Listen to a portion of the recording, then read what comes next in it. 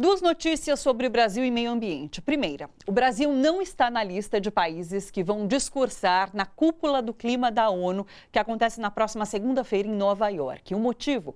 O país não apresentou nenhum plano para aumentar o compromisso com o clima, isso segundo a própria ONU. É com base nesse documento que a organização selecionou 63 países que vão discursar. Segunda notícia, um grupo de investidores que reúne bancos e grandes fundos de pensão que administram 16 trilhões de dólares, pede que o Brasil adote medidas concretas para a conservação da Amazônia. Nesse comunicado divulgado ontem, eles alertam para efeitos econômicos negativos associados a questões ambientais que representam riscos para os investidores. Bom, sobre essas questões climáticas, expectativas para a greve global pelo clima, que acontece amanhã, sexta-feira, 20 de setembro, a gente conversa aqui no estúdio com os professores Luiz Marques, do Departamento de História da Unicamp, autor do livro Capitalismo e Colapso Ambiental, e Pablo Mariconda, titular de Teoria do Conhecimento e Filosofia da Ciência do Departamento de Filosofia da USP. Sejam muito bem-vindos. Muito obrigado. Muito obrigada pela presença. Olha só, apesar de 30 anos, então, de alertas sobre consequências do aquecimento global, as emissões de dióxido de carbono atingiram níveis recordes em 2017 e 2018. E pela primeira vez vai acontecer, então, amanhã, essa grande greve global pelo clima. Parece que, de certa forma, a população tomou consciência da urgência desse tema, ao mesmo tempo que governos, e nisso eu incluo o governo brasileiro, não se dão conta dessa urgência, me parece. O que significa toda essa mobilização amanhã e por parte do governo? Começar com Pablo, começa, por favor. Vamos lá. Então, a mobilização começou na Europa, não é, por uma... muito isolada, né, com uma menina, uma jovem de 16 anos, né? Exatamente, que decidiu fazer uma greve sozinha. Sim. Foi à frente do parlamento e se declarou em greve por causa da questão do aquecimento global. Ela disse, o planeta está pegando fogo e eu não me sinto mais em condições de ficar fazendo a minha vida normal. Não é? Sim. A situação não é de normalidade, não é? Passou a atacar todo o discurso da esperança, não é? Para dizer que não, é uma questão de urgência, é preciso agir já. Não é? E o discurso da esperança é o discurso de não fazer nada, não é? E de não tomar nenhuma atitude. Muito bem. A gente está com imagens da Greta Thunberg, que é essa menina sueca que começou toda essa movimentação pelo clima. Então, isso é ela na frente da escola, do parlamento, na verdade, com esse cartaz que ela deixou de ir à escola às sextas-feiras para então se mobilizar, se fazer essa greve pelo clima. Exato. Então, bom, isso acabou, já houve várias movimentações na Europa e tal, e foi feita essa chamada geral para o clima. Então, nós, aqui no Brasil, começamos a nos movimentar com relação a isso. Quer dizer, fomos apanhados por pela grande, o grande problema na Amazônia, com a queimada monstro, com o céu de São Paulo ficando vermelho numa segunda-feira, às 5 horas da tarde. Eu me lembro que estava no escritório, e começou a ficar tudo vermelho, impressionante aquilo, bom, então essa movimentação, A questão do clima é uma questão crucial, Isto é, porque trata-se de um processo de transformação do ambiente irreversível. Isto é, a temperatura nunca mais vai voltar a ser a temperatura de antes dessa transformação. Isto significa o quê? Significa que a humanidade vai ter que se adaptar a um ambiente com temperaturas bem mais altas, 1,5 a 2 graus, mas há previsões de 3 até 4 graus. Sim. Isso vai provocar grandes secas, grandes enchentes, tempestades, vamos dizer, colossais, que nós no Brasil já tivemos. Quer dizer, Teresópolis foi um caso, outras coisas que acontecem, por exemplo, no litoral brasileiro. O Brasil vai ser muito atingido, por exemplo, não só pela questão da Amazônia, da seca e do problema da água, mas também porque tem uma grande concentração urbana do país, não é? No litoral, não é? Salvador, Recife, Rio de Janeiro, não é? Santos, grandes cidades, Porto Alegre, não é? Então, grandes cidades do país que estão no litoral e que vão ser afetadas, não é? Por quê? Porque este processo é irreversível, não é? Deveria existir uma responsabilidade maior por parte de países desenvolvidos? E daí eu vou jogar a pergunta para o Luiz, porque o Luiz escreveu sobre capitalismo e esse colapso ambiental que a gente vive. Existe uma incompatibilidade em relação ao capitalismo, países desenvolvidos, e ao meio ambiente? Bom, deixa só, sim, acho que é muito importante isso, eu só queria até complementar um pouquinho aquilo que o Paulo falou em relação à questão da elevação do nível do mar, exatamente por questões históricas, o Brasil tem um ensediamento populacional muito próximo da faixa litorânea, e você veja, os dados são completamente assim, alarmantes. De 1900 a 2010, houve uma elevação média do nível do mar global de 19 a 21 centímetros. De 1992, quando começa a haver uma mensuração por satélites, que é muito mais precisa, sim, portanto, de 92 a 2030, prevê-se um aumento entre 10 centímetros e 19 centímetros, digamos 14, 15 centímetros. Isso significa, além dos 19 que já ocorreram, isso significa que há uma clara perspectiva de curto prazo de inviabilização, não apenas das praias, o que seria catastrófico do ponto de vista, de uma série de pontos de vista, mas também do ponto de vista da inviabilização da operacionalidade dos portos. Verdade. E um outro elemento que é muito importante também é Angra 1 e Angra 2. Quer dizer, Angra 1 e Angra 2 não foram desenhadas na expectativa de uma elevação tão acelerada do nível do mar. Sim. E, portanto, nós vamos ter uma situação que já está ocorrendo em outros países. Na Inglaterra, por exemplo, existe uma forte vulnerabilidade de algumas usinas nucleares em relação a essas questões. Além do fato de que está havendo um aumento médio do tamanho das ondas. E também, como estava dizendo ele, a questão dos eventos meteorológicos extremos, em suma, a questão de grandes furacões. Dizia-se que o Brasil não tinha furacão, etc. Aconteceu um em Santa Catarina, além de Teresópolis. Teresópolis é uma situação em que a usina de Angra foi atacada por trás, digamos assim. Se ela, não pelo mar, mas pelo deslize de terra, etc., etc., que se tivesse chegado ali, nós teríamos tido um problema seríssimo. Nós estamos colocando uma usina como a usina Angra 1 e Angra 2 entre as duas maiores concentrações populacionais do país. Agora, para voltar à sua questão... Não, mas vamos por aí, estava bom por aí mesmo. Porque, inclusive, você faz esse alerta sobre questões importantíssimas, mas o Brasil vive hoje um momento em que há um negacionismo em relação às mudanças climáticas. O que é tanto mais absurdo, porque o Brasil é um dos países mais vulneráveis a esse processo. Há países menos vulneráveis, todos são vulneráveis, mas há mais e menos vulneráveis. O Brasil é um dos mais vulneráveis. Quer dizer, as projeções mostram que nós vamos chegar a 2 graus de temperatura, elevação da temperatura média, né, global, terrestre e marítima combinadas, em relação ao período pré-industrial. Nós vamos chegar em 2 graus antes da média global. As 3 regiões, tirando os polos, em que nós chegaremos a 2 graus, segundo as projeções que são muito convergentes, seriam o sul dos Estados Unidos, o Mediterrâneo e o centro-oeste do Brasil. São essas 3 regiões que estão mais afetadas, mais rapidamente afetadas por essa elevação da temperatura média global do planeta.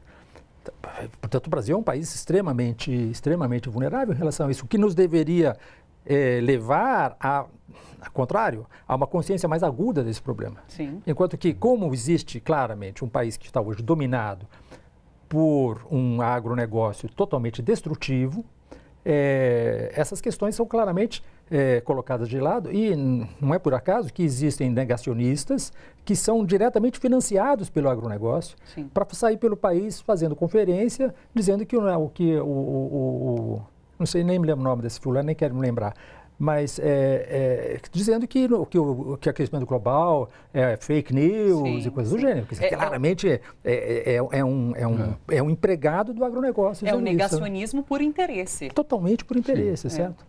Agora, uma forma de prever tudo isso e de combater essas situações seria através de pesquisas. Mas daí a gente tem um outro fator que é esse corte de bolsas, o negacionismo também de dados.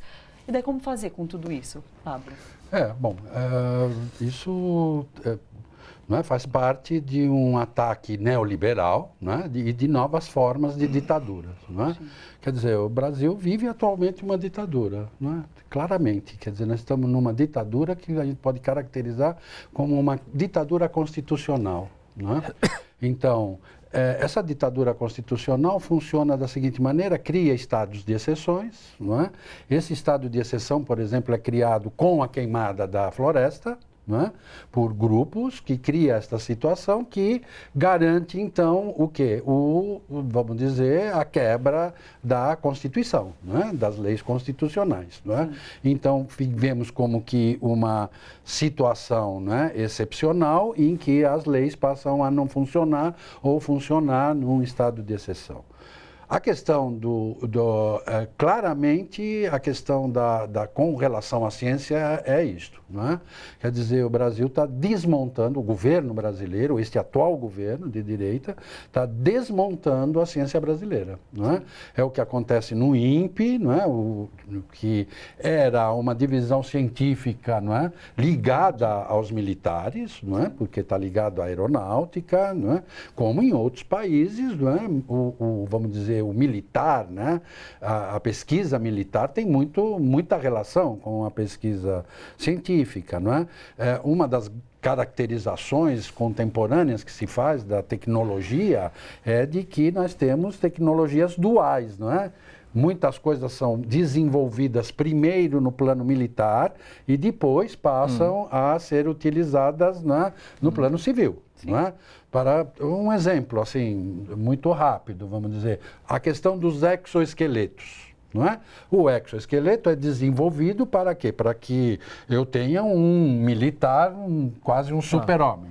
Ele veste o esqueleto e ele adquire superpoderes. O exoesqueleto também serve, obviamente, para pessoas tetraplégicas. Um acidente, ficou tetraplégico, ele pode usar o exoesqueleto para ter uma vida normal. Então, é o caso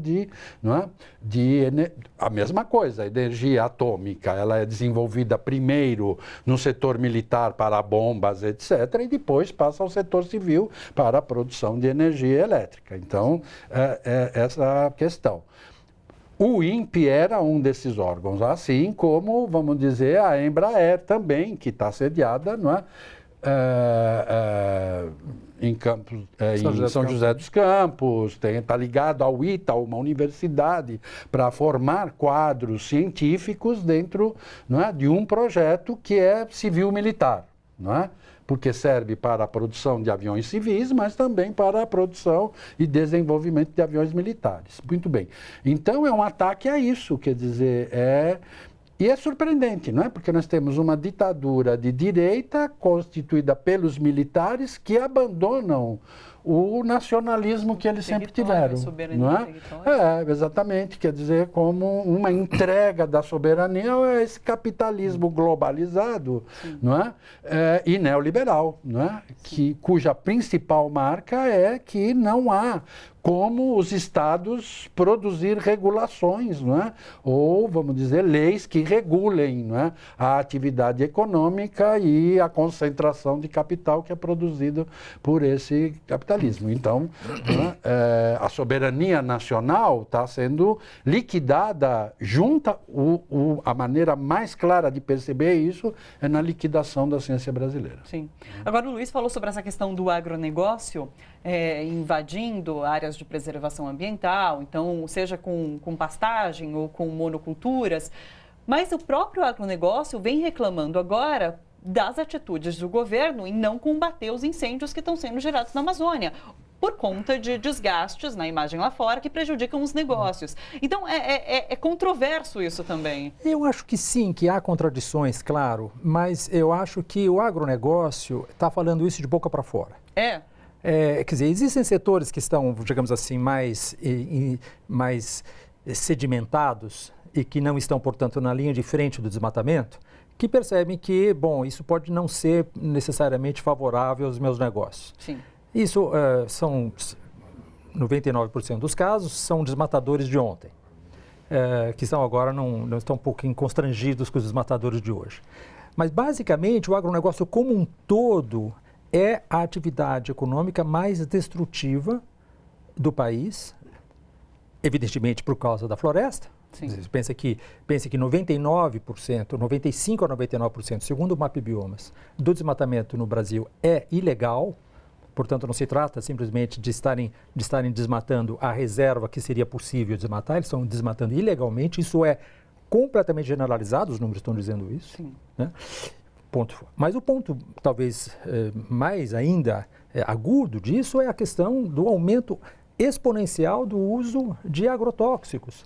De agrotóxicos que são não só usados agora de uma maneira completamente arbitrária, mas há dados, sai aliás no jornal de hoje, 30% dos agrotóxicos que estão sendo utilizados nas últimas liberações são proibidos na União Europeia. Sim. Tem uma colega nossa, Larissa Bombardi, escreveu um trabalho extraordinariamente importante, comparando exatamente os níveis de autorização de uso de agrotóxicos na União Europeia e no Brasil.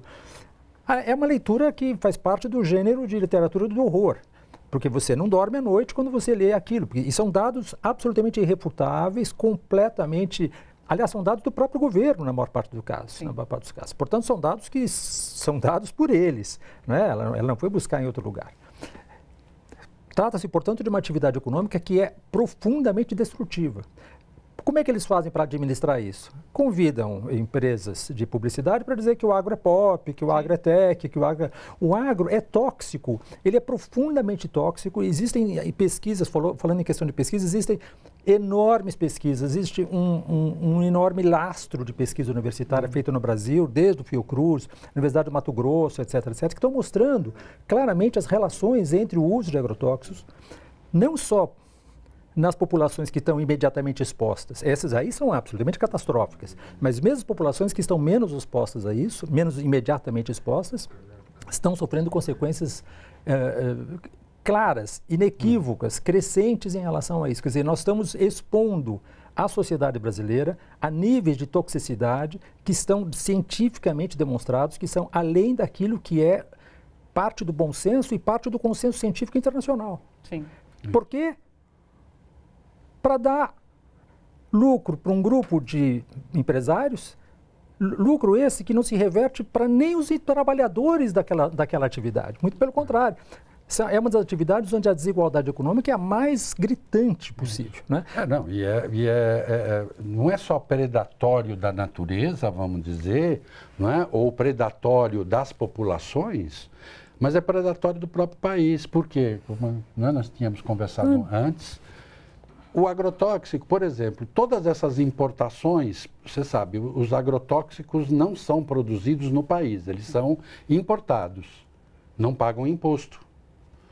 Depois, quando produz a soja que é exportada, não paga imposto. Então, é uma atividade que não paga imposto nenhum, quer dizer, ela está completamente... Território livre. Exatamente, não é? E espoliando o país, não é? Espoliando as populações. Além disso, eu tenho feito um estudo um pouco de o que eu chamo de uma genealogia dessas substâncias.